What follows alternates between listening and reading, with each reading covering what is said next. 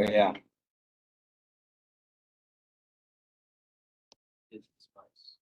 Right.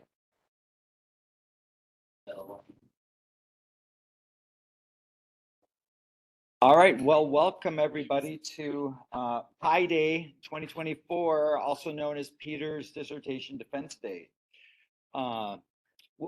Today we've got approximately 2 hours scheduled. The first hour will be a public defense and presentation of Peter's work that he's been undertaking for his PhD. And then after that, there'll be a formal defense with just the committee and Peter. So to begin, I'd just like to say, for those of you who don't know Peter, he is someone who marches to the beat of his own drummer. Okay, now that can mean many things, but literally for Peter, that means marching. And so, for instance, the entirety of the Appalachian Trail, you have to be hearing some kind of drummer to do all of that. The drummer also took him to the Philippines, where Peter did his master's thesis work. And then finally, you'll see for his dissertation, it's taken him quite a few places, but it also forced him to march into possibly uncharted, unknown territory. And I think that's what any PhD dissertation should be, is unknown territory. Part of this, though, was stated up front for Peter. When he applied to WMU, I told him that sadly, I don't have much funding for this kind of work. Nonetheless, Peter came, and I told him he's going to have to apply for funding and be creative. And so everything just, Peter trusted in that drummer that he heard, and everything paid off. And he, as you'll see in a second, has amassed a huge amount of data to bear on his questions related to his favorite plants in the world, those of the genus Medinilla. The final thing I want to do, though, is just give everyone appreciation for the field and where the field of plant systematics has gone over the last 30 years. So I graduated in 1998. And so in 1998, the expectation for the amount of DNA sequence you would collect for an organism was approximately 1 inch. Now you'll see Peter has amassed enough DNA sequence data to reach from where I'm standing to that wall over there, okay? So the world has changed, and you'll see how that's contributed to his understanding of his research questions. So Peter, enjoy. Thank you for the introduction and everyone joining me today. So we have a number of people in person. Today is a very popular day for the biology department, so there's 3 different things that are going on at the same time. So thanks for coming to this one if you chose that. And then also thank you for all the people online. It looks like we have some people from around the world. So I will try to speak to both audiences here. All right, let's get right into it. So systematics, biogeography, and the floral trait evolution of the plant genus Medinilla and the family Melastomataceae. And that also serves as your outline for today's talk. So first portion will be about systematics, second portion will be about biogeography, and the third portion will be about floral trait evolution. And there's a couple different areas of investigation in each of these. But first, I want to give a little history lesson. So, quick history lesson. A little over 200 years ago, there was a voyage of discovery that set sail around the world by order of the King of France. And the ship's physicians stopped on an island, Guam, and encountered a plant and determined that it was an unidentified species in the family Melastomataceae. And also hypothesized that it did not belong to any known genus. So he created a new genus for it, and that is the genus Medinilla. And so the picture on the left there is the illustration that was published in 1826, and then the pictures on the right there are taken about 200 years later in Guam of the same plant population. So that was the beginning of our name, Medinilla. And one of the things that scientists do is give people language to talk about things in the world. So there's this hypothesis that there's a group of plants and they're called Medinilla. So that was the short history lesson. Now I want to do a very short lesson on modern classification. So here we have the plant tree of life, and about 90% of those are flowering plants. And at the top, we have these two big groups. And on one of those branches, we have a group called Myrtales, which consists of a number of families. Two of those families are among the top 10 largest plant families in the world. And that top one, the green one, is Melastomataceae. And within that, there's a little circle there. That is Medinilla. And the hypothesis is that all the things we call Medinilla are each other's closest relatives. They are monophyletic, so they belong to a single clade. They have shared ancestry. Now, historically, the way that this group was estimated was by a few different traits. So one, the distribution was helpful. So if you go to South America, you're probably not going to encounter a Medinilla. So paleotropical distribution. Also, the fruit type is very important to us primates. We like berries, and we also seem to be quite fascinated with the male appendages. So those anthers, they're trilobed. They have two on the ventral side and one on the dorsal side in most Medinilla. So if you find a plant that fits those characteristics, often it has been placed in Medinilla. So my first striking encounter with this group was actually on Mount Makiling in the Philippines, early in my master's studies, and it was literally a mountaintop experience. So at the peak, I was surrounded by these wonderful plants. So shrubs out in the full sun, just flowering all over. And I determined that not only was this on that one little mountain, but there were a whole host of other species. So there were a total of 11 species on that one single mountain. And I ended up studying every single one of them for my master's thesis. And one of the things that I was struck by was their diversity. So very quickly, I'll just run through some of the features. So we have these tall climbers that grow into the canopy. There I am visiting one. And then we have these shorter ones that just live on the trunks. Some of them are hairy. Some of them are glabrous. Some of them are understory shrubs. Some of them are small epiphytes, so growing on other plants. Some of them are big epiphytes, also growing on other plants. You could literally have this one growing on that one, growing on another one.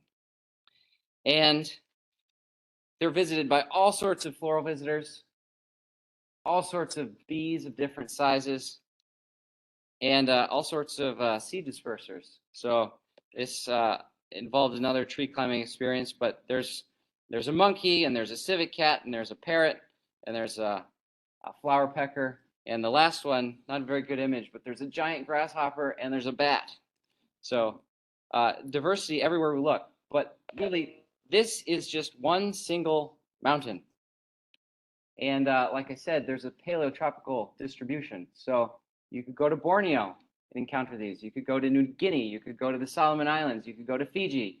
Going the other way, you could go to Vietnam. You could go to south of India. You could go to Madagascar. You could go to Africa. And you would encounter these plants in all their various shapes and sizes in all these places. And they're all called Medinilla. But it doesn't stop there. We have these other groups that have been long associated with this plant group. They've been confused with it. They've been part of it. They've been taken out of it.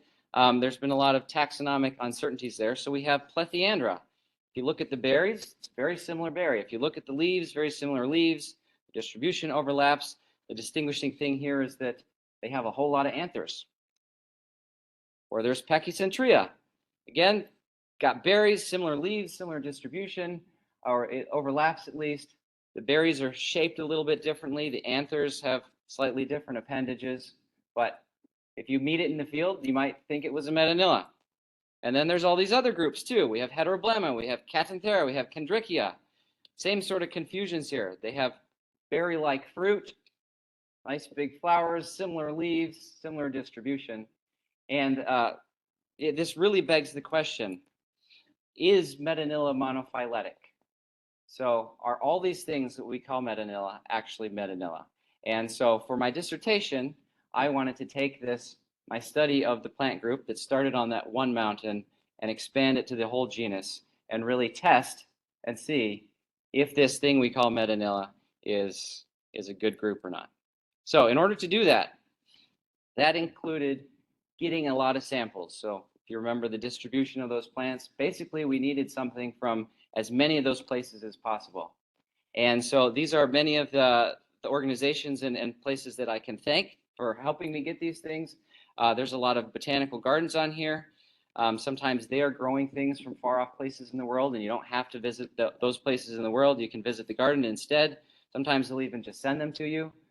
Sometimes botanical gardens have sent expeditions, recent expeditions ideally, that have collected high quality dried bits of leaf material. So we have NYBG.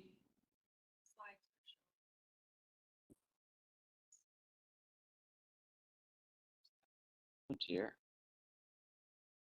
Well, don't know what to do. Yeah. I can share another way, I guess. Okay, well, we will just continue. That's probably why it was all working so well, you know?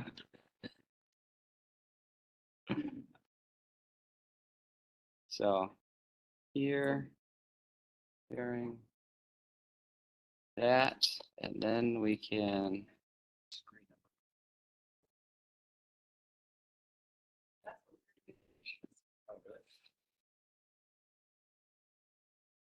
Okay, in a moment. Right, we will hope that that is working now.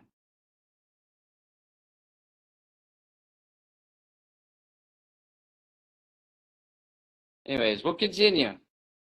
My words will be descriptive. And some museums, herbarium collections. And so even I just want to highlight.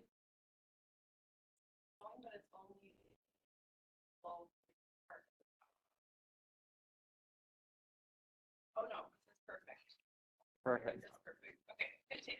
Okay, so I will just take you through the journey of one of these little batches of samples because I think it's quite exceptional. So here, somebody, and this started long before this even, because they had to apply for grants and funding and everything to go collect plants in Vietnam. But they collected plants in Vietnam. They put those onto a website called iNaturalist. I identified them. They contacted me, said, hey, I have these specimens. Would you be able to use them?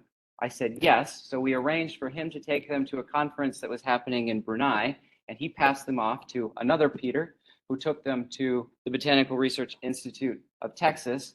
And from there, he arranged for them to be sent to me at Western Michigan University.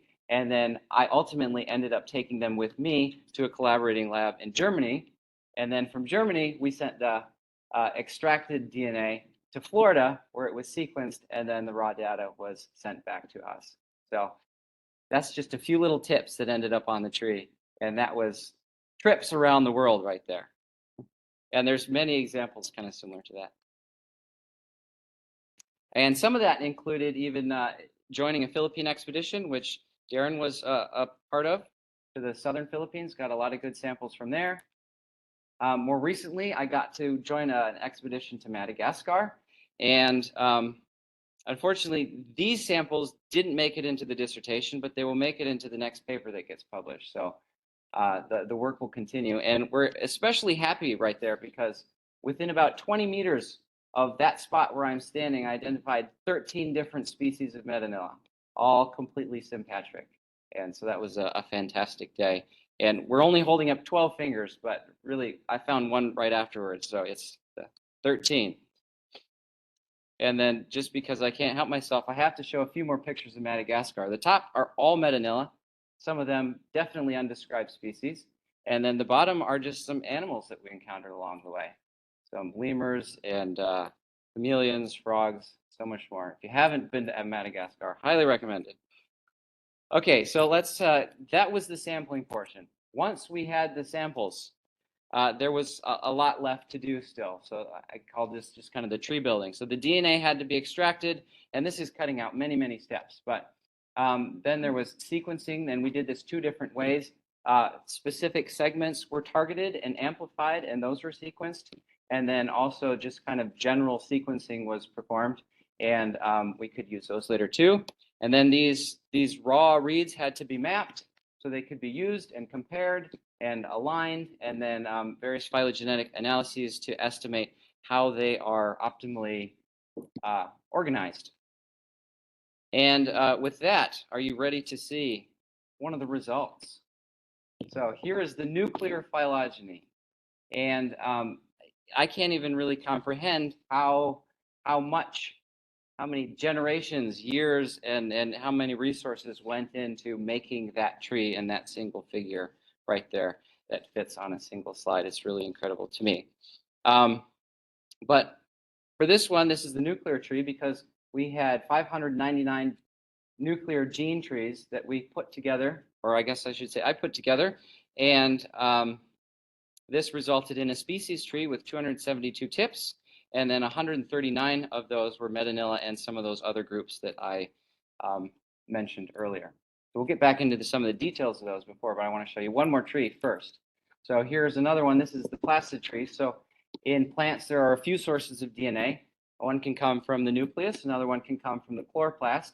And so with the genome skimming, I was able to extract all of the genes in the chloroplast and put those together and make a maximum likelihood tree. And this one was a little bit smaller because it's a little bit more focused in. I don't have nearly as many outgroups, but I have 146 tips there and 128 Medinilla and allies in that one. So really, these 2 figures are what the entire dissertation is focused on or based on. And so here, the first thing that I did with them was Medinilla. I could redefine it because all of the green in both of the figures are the species that are currently called Medinilla. And what we can see is that there's this little bluish one that's way outside of that group. That's the Chondrichia. And it has a completely different history there. And then there's a couple other groups. There's a purple and a red one. In some of the trees, there's a little bit of conflict, but they are also outside of that green group. So that's the Heteroblema and Catanthera, and they are more closely related to some other things. And then we have the green group, and you'll notice that inside the green group, we have 2 different colors. So we have the Plethyandra and the Pachycentria. So they are nicely nested within this group, and both of these trees are in complete agreement on the support that they give to that green clade. So we can say with good confidence that those 2 belong within the Medinilla clade.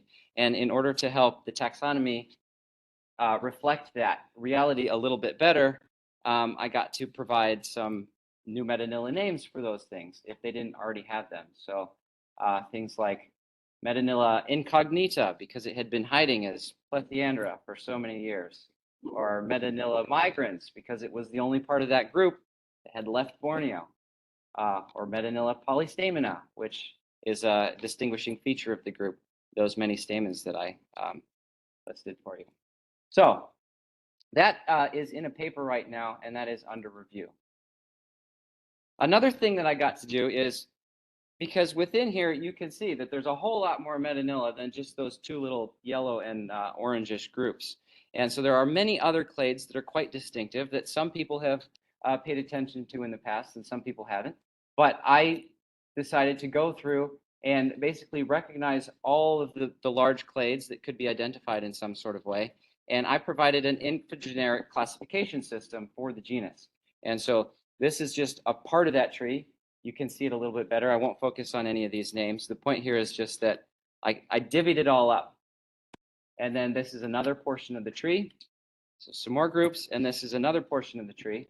And so in total, I had 16 different big groups, and then one of those groups had, the colors there had 4 additional smaller groups. So 20 groups in total, and each of those I described. And then with that description and some of the sampling that we had, I classified all 400 species of the genus into this infogeneric classification system. And before you think that I got a little bit too carried away, just know that the average size of a flowering plant genus in the world is about 22 species. And most of these groups are much larger than 22 species. So they're still pretty large groups that are maybe complicated to work with, but they provide a little bit more utility for this portion on the tree of life there. All right, so that was the systematic portion.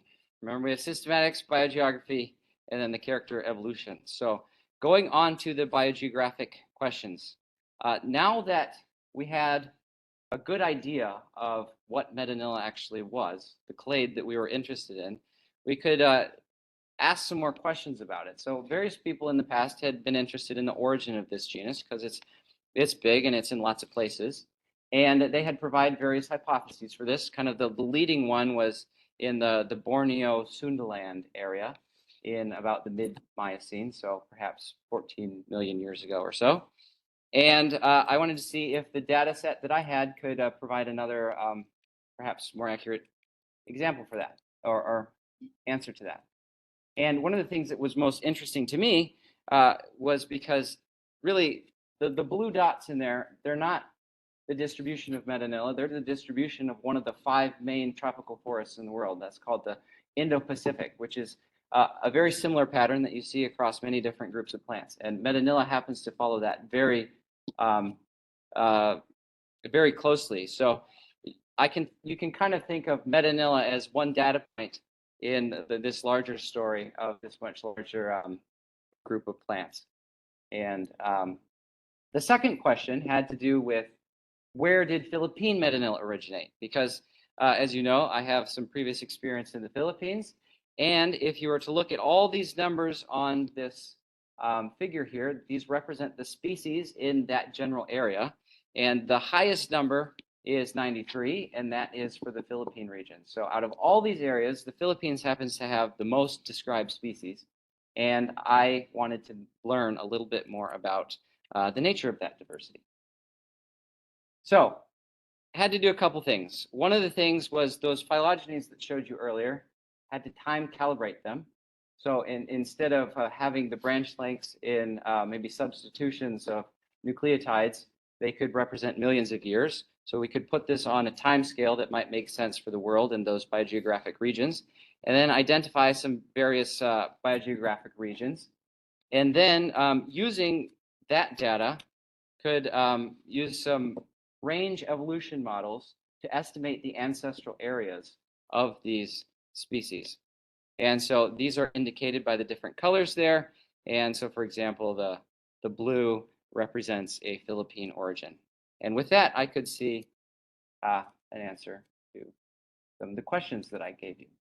So first of all, for the origin of Medinilla, I ran a bunch of analyses with a bunch of different models on both of those phylogenies.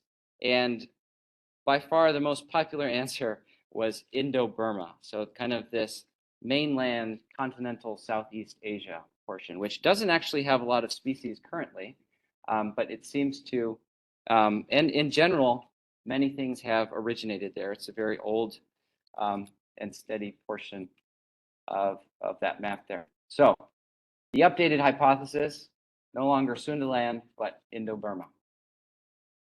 And then for the origin of Philippine species, found a couple things. So you notice a lot of areas, a lot of arrows here. So there's several coming from here, but all of those represent a single species, and none of them are even endemic to the country. So they're found with wider distributions. And then about 90% of these in our sampling, and according to the classification system that I did, they all come from a single origin that had a Philippine distribution. So there's this very large Philippine clade, and about 90% of the diversity in the Philippines was homegrown, I guess you could think of. And so just mapping that back onto the mountain where this all started, it maps very nicely, because there is one species that is from a separate origin, and then the other 10, so 10 out of 11 come from that single Philippine clade, and they have all figured out a way to coexist on the same mountain without getting their genes too horribly mixed up. So that was the biogeographic portion. And I can take you into the third one, which is the floral trait evolution. And you see here that I have two flowers, and the flower on the left has a bunch of anthers, and they all kind of look the same. They're all the same length, they're all the same shape, they're all the same colors. And then the one on the right has two different sets of anthers. There's a top set, and they're kind of smaller, more robust, a little bit more colorful. And then there's this bottom ones that they hide a little bit, and they look a lot more similar to the female portion down there, the stigma and style. And this phenomenon here is called heteranthry. So there's at least two different types of anthers occurring in a single flower. And this is a widespread trait across angiosperms. And so it has likely arisen many times. And the most common explanation for it is that this is a division of labor for flowers that offer pollen as the reward to their pollinators. So they're not offering nectar like some other plants do, but they're offering pollen. And because of that, pollen has these two roles, which are conflicting. One, it needs to feed the pollinator, and the other, it's needed for the pollination.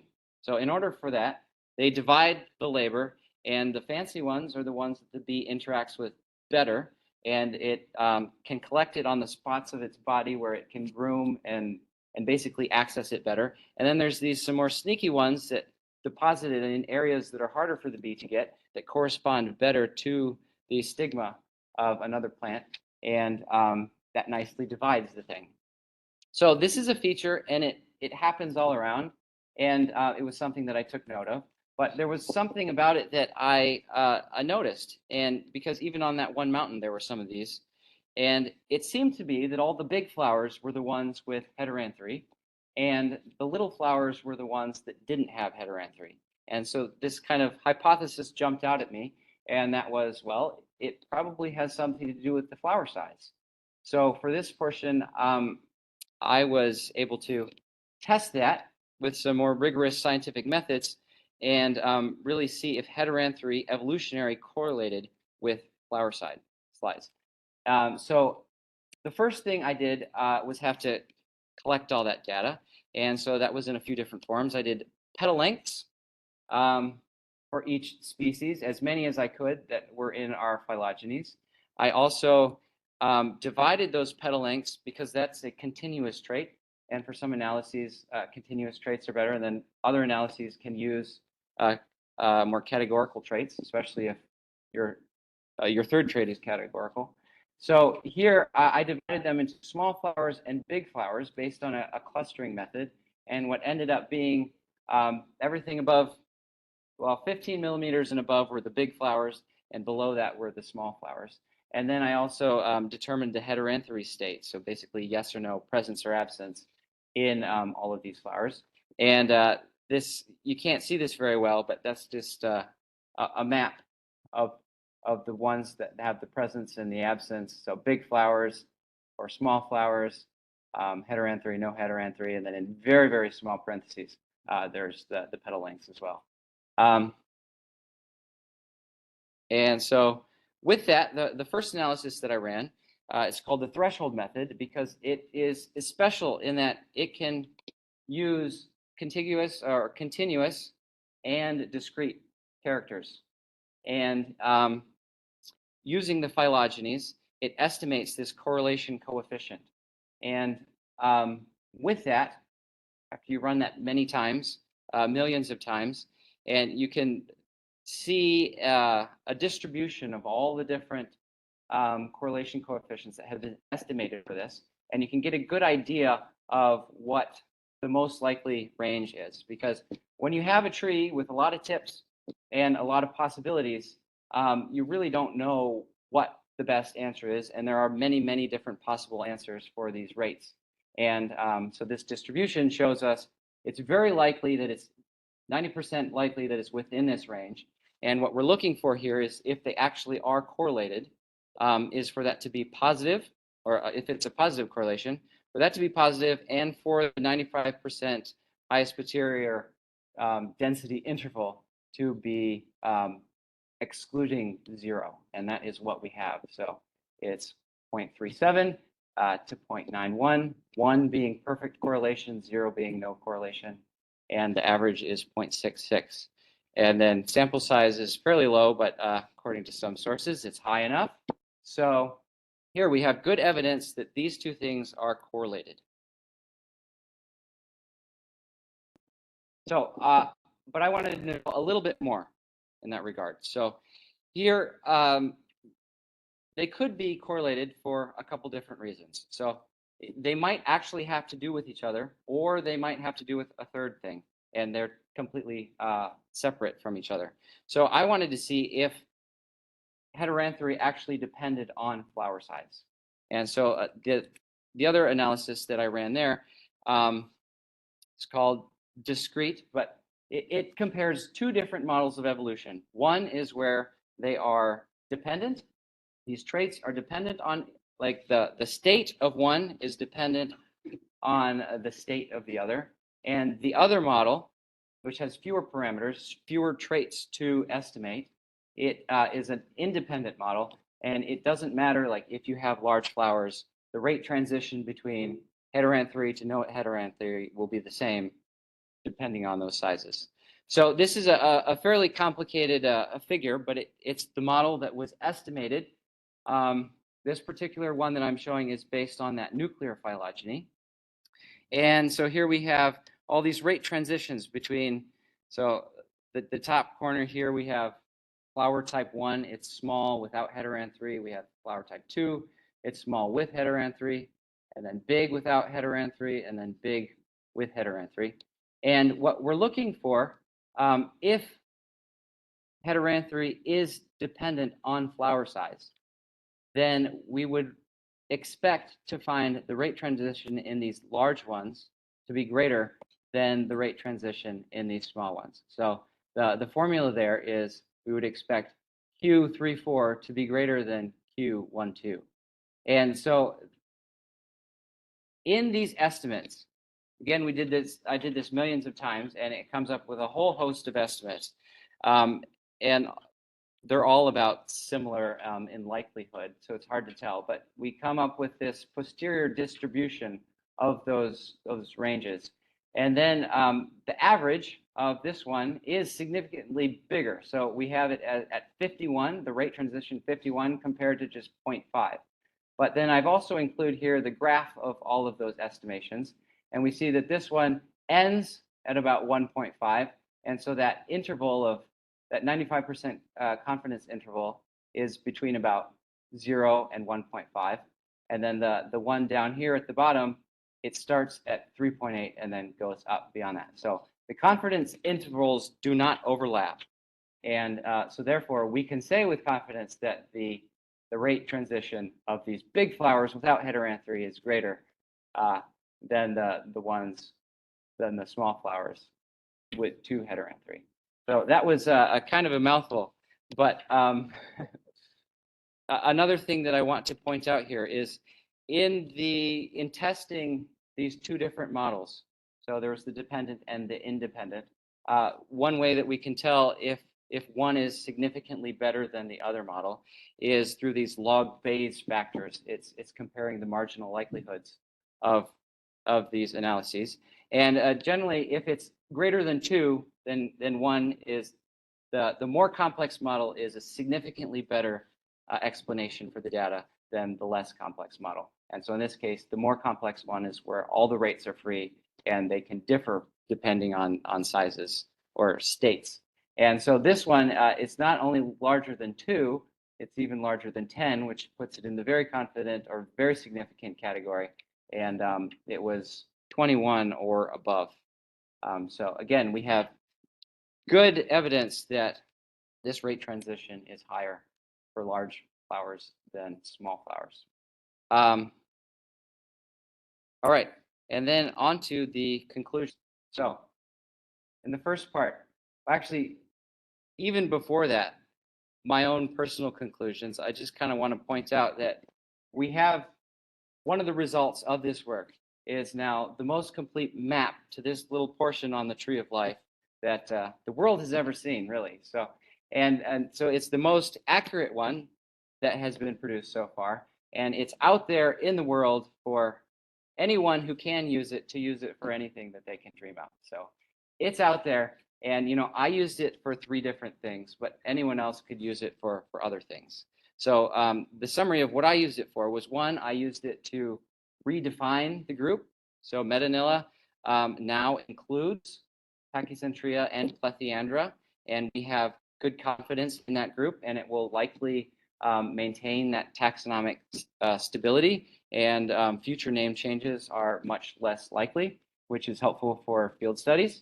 And then in addition to that, I dug into the group now that we have kind of this phylogenetic framework to understand it a little bit better in, and I created this preliminary infrageneric classification system for it, which was really lacking for the genus. And it's helpful when you have a genus of hundreds of species to divide it up a little bit better, so you can refer to those groups or focus in on one of those groups that might need a little bit more work than some of the others. And then for the biogeographic portion, now the most likely hypothesis and the one to be tested with future phylogenies is that Medinilla likely came from Indo-Burma, still in the Miocene era, so that part didn't change. And then for the Philippines specifically, we have about 90% of all those species that you could encounter in that one country coming from likely a single colonization event. And that was also in the probably late Miocene. And from there, in that extremely dynamic system that is the Philippines, with volcanoes and islands and typhoons and sea level rising up and down, seems to have been a very prolific cradle of diversity there. And then finally, for the heteranthry portion, we have good evidence that heteranthry likely is evolutionarily dependent on flower size. So they are correlated, and they are likely dependent. It is likely dependent on it. So there's a few theories for why that might be, but those are other hypotheses that other people can test. So with that, I have a few acknowledgments, just general acknowledgments. So people on my committee, especially Dr. Todd Barkman and Darren Pennies, who is the resident melastome guy on the committee there.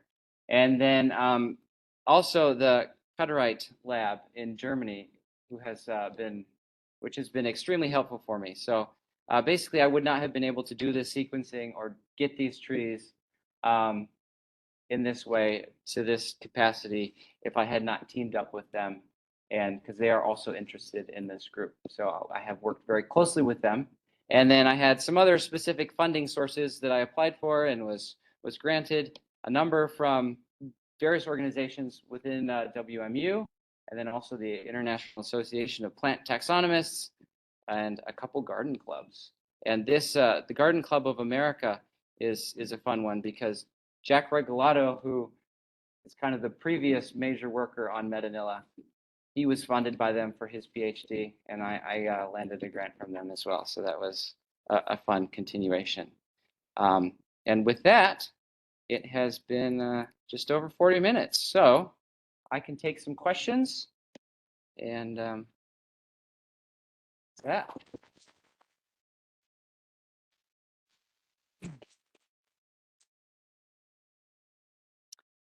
And for that, I don't think I can see the chats anymore if I'm sharing it this way.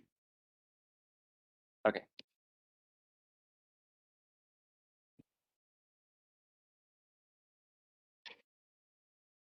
All right. Besides being the most brilliant biology witness, Oh, okay. I had a particular question. You have Medinilla refined with the 2 green wheels. Yes. Right. Can you talk to us about why? Yes. Let's go back to that slide. So on the left, we have the nuclear phylogeny, and on the right, we have the chloroplast phylogeny. And so this nuclear one consists of hundreds of genes, and these genes, they're units that can have their own unique histories. And then so kind of estimated all the histories of those individual genes and then combined them together in this species tree that sort of summarized an example of what might have happened to the population as a whole. Like we're using genes to estimate how the populations are related. On the other side, we have the chloroplast genome, basically. And so that is a large segment of DNA, but it's in a different source. And that's in the chloroplast. And that just comes down primarily through the maternal lineage. And so that can have its own unique history as well. So based on different histories, you can have trees that end up with some conflict because maybe the chloroplast came from somewhere else through some hybridization event. But also there can be uncertainty in the trees, like maybe the species took a while to diverge and some of them diverged earlier before some of the others, and that's called incomplete lineage sorting. And that just, there's a lot of uncertainty in some of these trees. And so if you were to zoom in, there would be some measures of probability or certainty at those nodes. And it might be 100%, it might be 50%. And in that case, like you have really no idea what happened there. But if it's 100%, like the node that we were most interested in, which was the what is Medinilla node, that was in agreement. So there is differences, but in the particular ones that I was most looking at, there wasn't. But what accounts for the casual observer, the big difference? So one of the trees has a lot more tips, a lot more samples than the other one, like 100 more. So it's trying to cram in a lot more. And you can see that there's a lot more white portion in the left one than the right one. And that's because there are more things that are not Medinilla, basically just used to help place Medinilla and see what it's related to, and to better place some of those other groups that have been associated with Medinilla, but we don't really know, figure out better where they belong. Like if it's not Medinilla, where is it? So that purple one, it showed up closest to all of the things that are in Africa. So it is in Sri Lanka, and its nearest relatives are in Africa, not in Asia. It's an interesting result. Type of sample DNA that you could get from all the different. Couldn't get DNA, like the same type of DNA from everything. So most of these samples overlap. Like I'll have the same sample in the left figure as the right figure. It's just a different source of DNA that has been used to create a different hypothesis for how they're related to each other.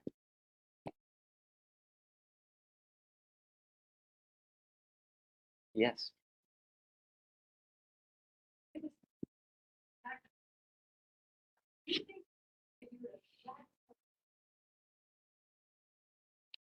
Yeah.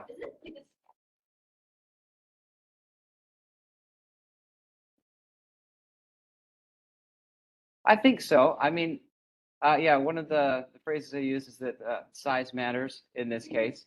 And so like with scale, you can perhaps have more things, like there's more opportunity to do things. So one of my ideas is that it is just simply not as functional in a much smaller flower. It's harder to achieve that separation that is needed, and a big bee can come and just kind of engulf all of it, and it's just not very functional if a big bee is manipulating all of the anthers instead of working with it. So it might just be the most functional at one end, where it can exclude some of those smaller bees and focus on the big bees that have more space on their body as well to divvy up this pollen that might be harder to achieve with such accuracy on a smaller bee. So I think it does have to do with the size of the bee, but yeah, hard to say.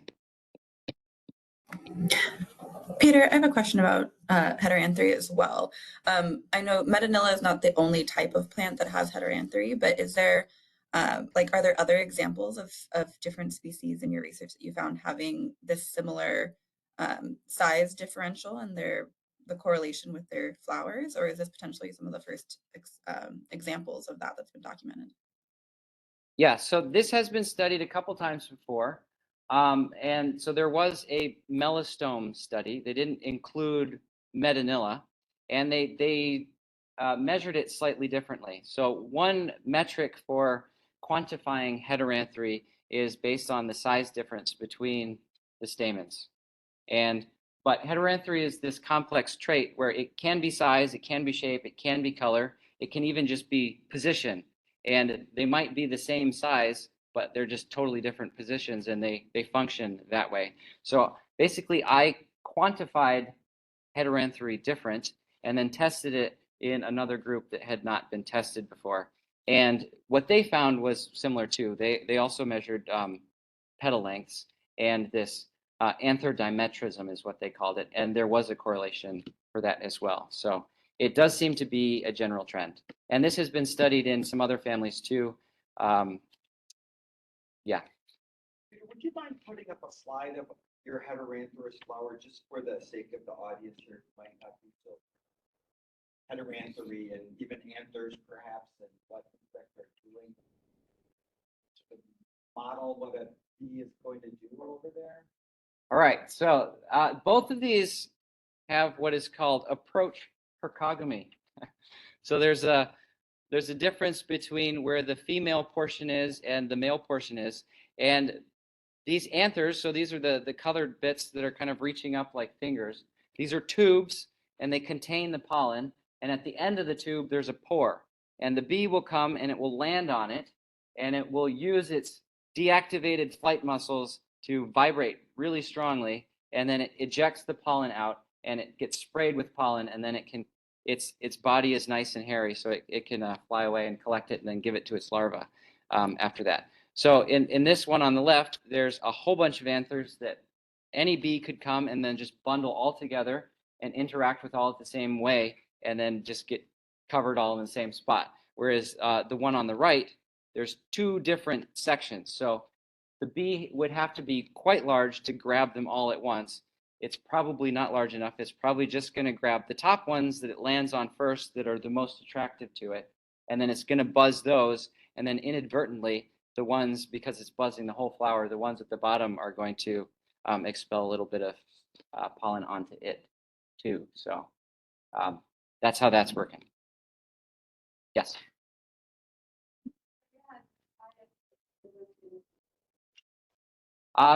Not necessarily percent endemism, but number of species described for there. Yeah. So Madagascar, if you include the nearby Comoro Islands, 100% endemic there. And then New Guinea, almost just as high. So very high endemisms in.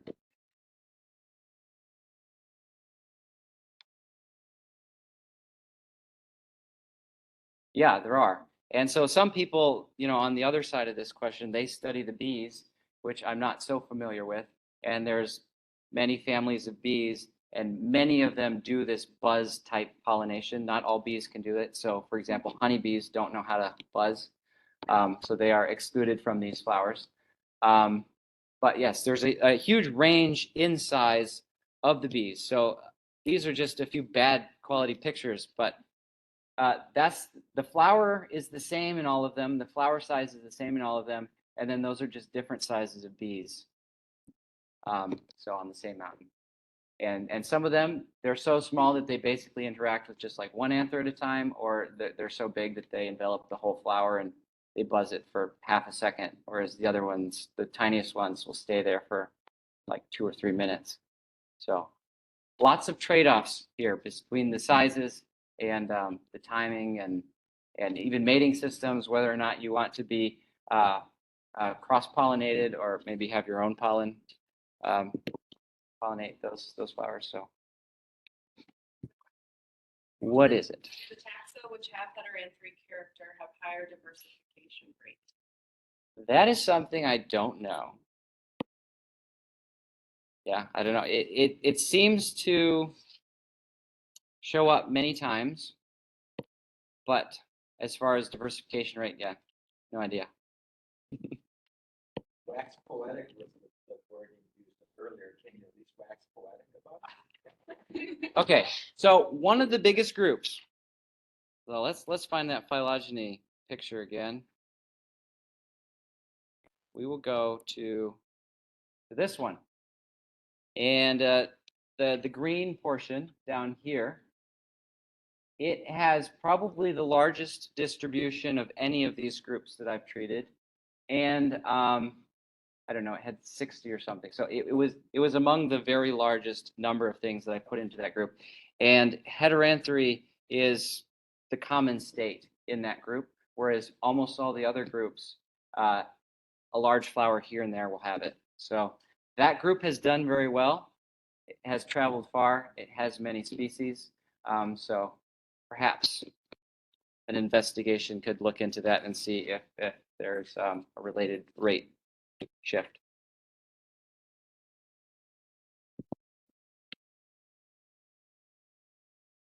Is that it from the?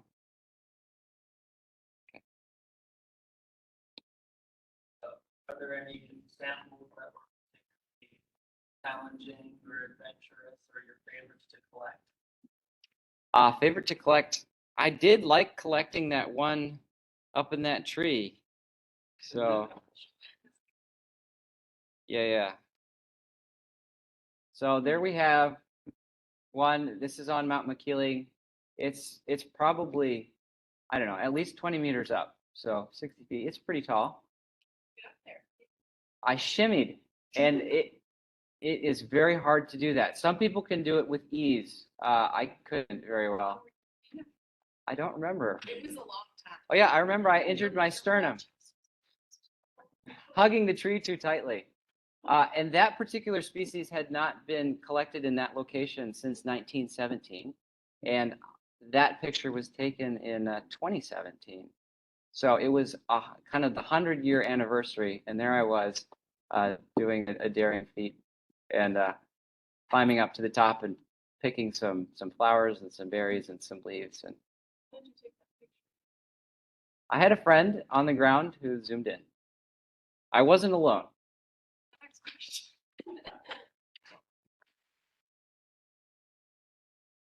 I did use a rope. Threw it high. It wasn't very helpful, but it was there.